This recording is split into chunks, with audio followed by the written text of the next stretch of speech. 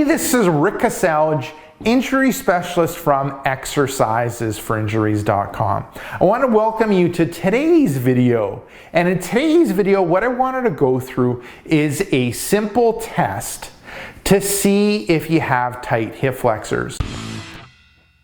Now, if you sit lots, if you drive lots, if when you get up from sitting or lying down for a long period of time, your hips feel tight and sore and stiff, there's a good chance that you have tight hip flexors. But I wanted to go through a simple test that you can do to confirm that. Now, with a lot of the tests out there to check to see if you have tight hip flexors, you need someone else to take you through them.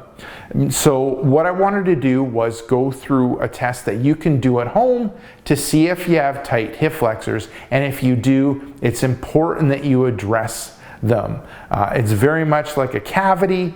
It might be small to start and not bother you very much, but in time it'll have a greater and greater effect on your body.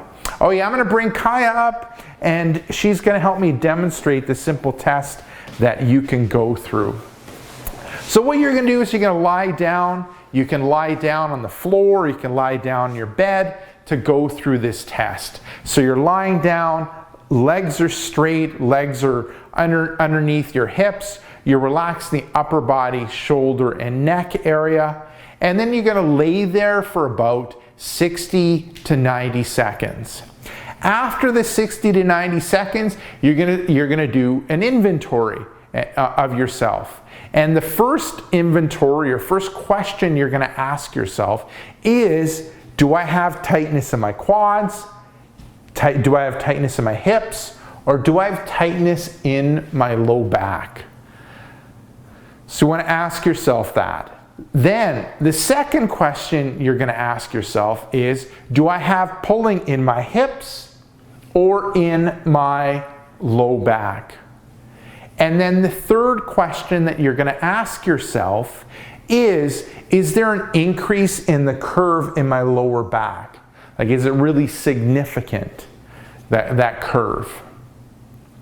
So with those three questions, if you answer yes to any of them, there's a good chance that you have tight hip flexors.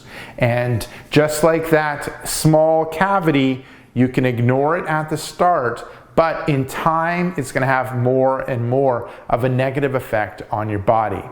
Now, after you do that, this first step, the next step is to bend the knees. And yeah, so bending the knees, feet are flat on the floor. Then you're going to ask yourself those three questions again. Do I have tightness in my quads, hips, low back area? Okay. Now, most often the answer for this one is going to be no. And you know, if the first time you did it was yes and the second time was no, good chance that you have tight hip flexors. Now, the second question, do I have pulling in my hips and lower back? Now, with the knees bent, if the answer is no, and with the first time in the different position it was yes, then it's a good chance that you have tight hip flexors. And then the third one, you know, is there with this, what's going to happen is there's going to be a decrease in the curve in your lower back with the knee bent. And what you're checking is, is there a decrease, and is the difference between legs straight and legs bent, was there a big difference between the two, or is the curve roughly about the same? Now, if there's a big difference, there's a good chance that you have tight hip flexors. So that's the first test that you can do, and you can do on your own to check to see if you have tight hip flexors.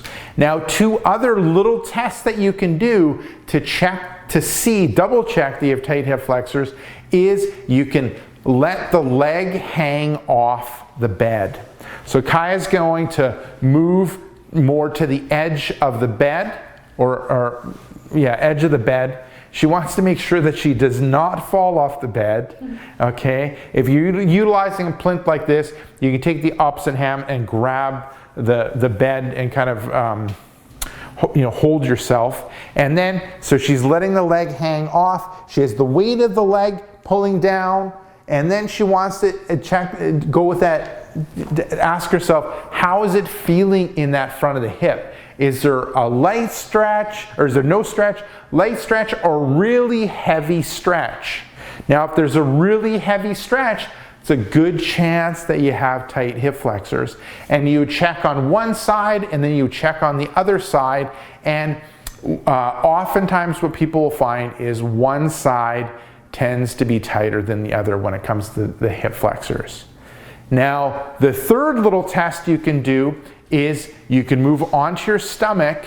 So you're on the floor, you're on your bed, and then you're going to bend one knee, and then you're going to bring the heel towards the ceiling, and you're looking at bringing that thigh off the ground. Then you're going to ask yourself, do I have no stretch, light stretch, or really strong stretch in the front of the hips? If you have a strong stretch, that's a sign that you have tight hip flexors. Now, if you're not able to bring the heel up and bring that thigh off the ground, what you can do is just go on the toe and then straighten the leg out. That'll bring the thigh partially off, and then you want to ask yourself that as well. Light, no stretch, light stretch, or really strong stretch happening. And you would look at one side, and then you would check on the other side to see if one side is worse than the other side. Okay, that's it, Kaya. Thank you very much. So there you go. Definitely do the first test that I showed you. Nice and simple, that you can do anywhere that you can lie down, and it'll give you a great idea if you have tight hip flexors. Now, if you want to confirm, you can give those other two little tests a go, like I said, that you can do on your own, and it'll help confirm that you have tight hip flexors.